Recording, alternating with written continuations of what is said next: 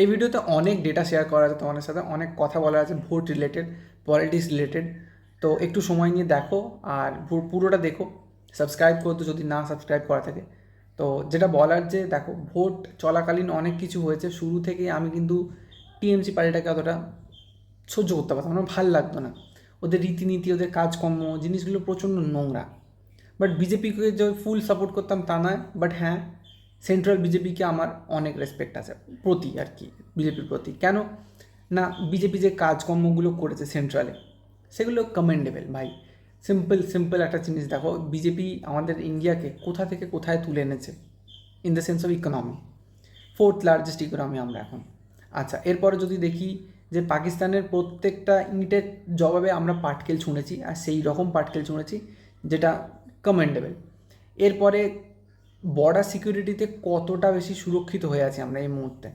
গোটা ওয়ার্ল্ডে যুদ্ধের সিচুয়েশান, কিন্তু আমরা কোনো কিছু ফেস করছি না, আমরা কিন্তু শান্তিতে আছি, স্বস্তিতে আছি বাড়িতে। তো এইটা একটা প্রাপ্তি আমাদের এই গভর্নমেন্টের থেকে। কিন্তু যদি বলো যে আমাদের ওয়েস্ট বেঙ্গল স্টেট বিজেপি, না, আমার পছন্দ ছিল না। কারণ আমার মনে হয় যে স্টেট বিজেপির যে লিডার্স আছে এরা ইনকম্পিটেন্ট, এরা এলিজেবল নয়। মানে এরা মোদি বা যে আরও লিডার্স আছে, যেমন আমার সবথেকে ফেভারিট লিডার যদি বলো সেন্ট্রাল এতে, অবভিয়াসলি নরেন্দ্র মোদি, তারপরে আসছে আমার এস জয়শঙ্কর, রাজনাথ সিং, ঠিক আছে। এই লোকগুলো যথেষ্ট পাওয়ারফুল, যথেষ্ট ইনফ্লুয়েন্সিয়াল। এবার তোমরা বলতেই পারো যে সবাই কারাপ্টেড। হ্যাঁ ভাই, পলিটিক্স ইজ কারাপ্টেড। পলিটিশিয়ান, একটা পলিটিশিয়ান দেখো যার নামে কোনো দাগ নেই, কেউ নেই, কেউ নেই, ঠিক আছে। তো সেই দিক থেকে আমি বলবো যে সেন্ট্রাল বিজেপি অনেক পাওয়ারফুল, আর স্টেট বিজেপি নিয়ে আমার কোনো ইচ্ছা ছিল না, মানে পছন্দ ছিল না। বাট স্টিল পশ্চিমবঙ্গের যে হাল ছিল, কাউকে না কাউকে আসতেই হতো টিএমসিকে সরানোর জন্য। যেটা যেটা প্রত্যেকটা মানুষের সাথেও তাই হয়েছে। মানুষ কিন্তু যদি যদি বলো, আম পাবলিক জিজ্ঞাসা করো যে তারা কাকে চায়, তারা কাউকে চায় না। তারা যেটা চায় এই মুহূর্তে সেটা হচ্ছে টিএমসিকে হাঁটাতে। টিএমসিকে হাঁটালে কে সবথেকে বেশি রেলিভেন্ট? বিজেপি। তাই মানুষজন বিজেপিকে চুজ করেছে। আর বিজেপি আসার পিছনে সবথেকে বড় কারণ কিন্তু কোনো বিজেপির প্রমোশন নয়। আমি বলে দিচ্ছি, সবথেকে বড় কারণ হচ্ছে মমতা ব্যানার্জি ওই কমিউনিটি রিলেটেড কথাটা, যে একটা কমিউনিটিকে বললে মানে 12টা বাজিয়ে দেবে এক্সেট্রা। একটা তুমি 30%-এর কমিউনিটিকে মাথায় তুলতে গিয়ে 70%-এর কমিউনিটি তোমার এগেনস্টে চলে এসেছে, তুমি বুঝতে পারোনি। এটা হয়েছে মমতা ব্যানার্জির সাথে। তো আমার যেটা বলার, দেখো, এই টাইম পিরিয়ডটাতে আমি কখনোই বিজেপি সাপোর্টে সেরকম কথা বলিনি, কিন্তু আমি টিএমসির এগেনস্টে কথা বলেছি। আর পশ্চিমবঙ্গের মানুষ না এক্সট্রিমিস্ট, এরা মিডিল এসে একটা স্টেবল পজিশান হোল্ড করতে জানে না, বোঝে না। এখানে মানুষ হয় বিজেপি, না তুমি টিএমসি, মাঝখানে কোনো নেই যে আমি টিএমসিকেও পছন্দ করি না, আমি বিজেপিকেও পছন্দ করি না। আমার টার্গেট হচ্ছে বিজেপিকে আনা আর টিএমসিকে হাঁটানো। বিজেপিকে আনাটা মেন কারণ, আর টিএমসিকে হাঁটানোটা মেন কারণ। সেই জায়গাতে কিন্তু মানুষজন বোঝে না, মানুষ এক্সট্রিমিস্ট হয় এখানে। ভাই তুই জয় শ্রীরাম বল, নালে তোকে মেরে ফেলবো।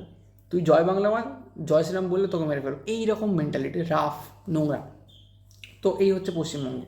তো সেইখানেতে আমি কী করেছিলাম, আমি বিজেপির সাপোর্টে যাইনি, ডাইরেক্টলি কিছু বলিনি, কিন্তু আমি টিএমসির অপোজিশনের মতো কাজ করেছি। এমন কিছু কাজ করেছি যেগুলো বাংলার মার্কেটে এই মুহূর্তে টপ কাজ বলতে পারো। যেমন অরূপ বিশ্বাসের এগেনস্টে মেসি কাণ্ড নিয়ে যে ভিডিওটা বানিয়েছিলাম, ওটা মানে অসাধারণ কিছু রেসপন্সেস পেয়েছে, ঠিক আছে। মানে আমি তোমাদেরকে বলে দিচ্ছি, অরূপ বিশ্বাসের হারের পিছনে যতটা কৃতিত্ব পাপি অধিকারী, তার মধ্যে অনেকটা পার্ট আমারও আছে, ঠিক আছে। তো এই হচ্ছে সিচুয়েশান। তো সেইখান থেকে আমি যেটা বলতে চাই যে বিজেপি গভর্নমেন্ট যে এলো, তার মানে সব কিছু কি ঠিক হয়ে যাবে? না। তোমরা বলবে যে অনেকে অনেকে বলছে যে বিজেপি গভর্নমেন্ট যে এলো, এবার হিন্দুরা গুন্ডামি করবে। আমি মেনে নিলাম হিন্দুরা গুন্ডামি করবে, ঠিক বলেছো, অনেক মানুষজন আছে যারা গুন্ডামি করছে। বাট ঠিক বলছো কি, যদি টিএমসি জিততো কারা গুন্ডামি করতো? তুমি আমি, মানে হিন্দুরা বাড়ি থেকে বেরোতে পারতাম তো টিএমসি জেতার দুটো চারটে দিন পর থেকে? বেরোতে পারতাম? পারতাম না, মুশকিলে পড়ে যেতে কিন্তু। তো সেইটা একটু ভাবনা চিন্তা করে বলো। তো সেটাই সেটাই হচ্ছে আমার পয়েন্ট এখানে, যে বিজেপি গভর্নমেন্ট জিতেছে, আমাদের একটাই সুবিধা হচ্ছে যে ওই যে কমিউনিটিকে নিয়ে মমতা ব্যানার্জি লাফাচ্ছিল, সেই কমিউনিটির লোকেরা কিন্তু চুপ করে গেল। এটাই একমাত্র অ্যাডভান্টেজ পেয়েছি আমরা, এছাড়া আর কিছু অ্যাডভান্টেজ তেমন হবে না। হ্যাঁ, এটা বলতে পারো যে 6,000 কোম্পানি আমাদের বাংলা ছেড়ে চলে গেছে, সেই 6,000-এর মধ্যে হয়তো 2,000 1-1.5 বছরের মধ্যে ফিরে আসতে পারে, কারণ তাদের সাথে বিজেপি গভর্নমেন্ট একটা ভালো টাই আপ চলছে, তো সেই জন্য ফিরে আসতে পারে। বা ধরো আমি যেটা নিয়ে খুব বেশি আশাবাদী যে আমাদের যে ইন্ডিয়ার ইস্টার্ন জোনের হেডকোয়ার্টার মানে ডিফেন্সের ইস্টার্ন জোনের হেডকোয়ার্টার কলকাতাকে করা হচ্ছে, সেটার পিছনে অনেক পরিমাণে টাকা ঢালার প্ল্যান আছে। আমাদের দেশের যে বর্ডার আছে বাংলাদেশের সাথে, সেইটা সেফটিটা সবার আগে।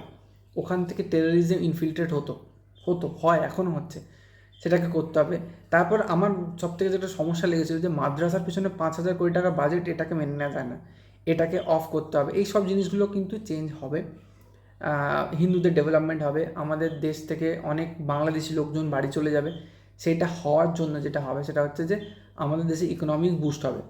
ভাই কলকাতার দিকে দেখেছো, এমন এমন কিছু জায়গা আছে যেখানে ম্যাক্সিমাম লোক বাংলাদেশি মুসলিমস। তো সেই সব মানুষগুলোকে বাড়ি যেতে আবার বাধ্য হবে, তাদেরকে কেউ আশ্রয় আর দেবে না। তো এই সব জিনিসগুলো দেখতে গেলে পশ্চিমবঙ্গের কিন্তু উন্নতি হচ্ছে। তার মানে এটা নয় যে বিজেপির যারা লোকজন আছে তারা সবাই খুব ভালো না, পলিটিশিয়ানেরা মনে রেখো। অনেক অনেক বিজেপির নেতা আছে যারা ভালো, তারা বলছে যে বিজেপিতে কোনো রকম নোংরামো, কোনো রকম বাজে কাজ আমরা সহ্য করবো না, যে করবে তাকে আমরা বের করে দেবো। টিএমসিও বলেছিল টিএমসিও বলেছিল এরকম কথাবার্তা, কিন্তু হয় না।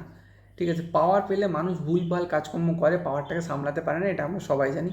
সেটাই হয়ে এসেছে এতদিন, সেটাই হবে। তো যেটা বলার এখন যে মানুষ যদি ভাবে যে ইনস্ট্যান্ট কোনো পরিণতি হয়ে যাবে, হবে না, এরমভাবে হয় না, অনেক সময় লাগবে। তবে যেটা যেটা হতে চলেছে বাংলার জন্য ভালো, সেটা হচ্ছে টিএমসি দলটার অস্তিত্ব কিন্তু কমতে চলেছে খুব তাড়াতাড়ির মধ্যে। যেটা হবে ভালো সেটা হচ্ছে সিপিআইএম উঠে আসবে। বিজেপি এলো মানে হিন্দুদের পরিচিতি বাড়লো, মানে পলিটিক্সে শিক্ষিত লোকের সংখ্যা আবার বাড়তে শুরু করবে। পলিটিক্সে শিক্ষিত লোকের সংখ্যা বাড়তে শুরু করলে অনেক শিক্ষিত লোক কিন্তু সিপিআইএমে আবার জয়েন করবে, তারা কাজে লাগবে, তারা অ্যাক্টিভলি রোল প্লে করবে। তো সেই জন্য আমার মনে হয় সিপিআইএমের উত্থান একদম গ্যারান্টেড এই সিচুয়েশন থেকে। তো লেটস সি এবার কী হয়। আর আরও অনেক পয়েন্ট আছে, জানো তো, অনেক পয়েন্ট আছে যেগুলো নিয়ে আলোচনা করা যায়। যেমন ধরো কেন দিদি হারলো তার পিছনে অনেক কারণ আছে। দিদি এমন এমন কিছু কাজকর্ম করেছে, মানুষ দিদির এগেনস্টে চলে গেছিলো। বিজেপির কোনো রোল ছিল না দিদিকে হারানোতে, বিজেপিকে মানুষ চুজ করেছে, বিজেপি চুজ করতে বাধ্য করতে পারেনি। কিন্তু আবারও বলছি, বিজেপির কিন্তু প্রমোশনে অত জোর ছিল না, বরঞ্চ টিএমসির ডিমোশনে সবথেকে বেশি জোর ছিল। তো এই হচ্ছে সিচুয়েশান। আমি এর বেশি এই ভিডিওতে আর কিছু বলছি না, আমি একটা ক্ল্যারিফিকেশান দিলাম জাস্ট। এরপরে আরও অনেক ভিডিও আসছে, সেখানে আমরা আরও অনেক কিছু নিয়ে কথা বলবো। তো দ্যাটস ইট, বাই, পরের ভিডিও দেখা হচ্ছে।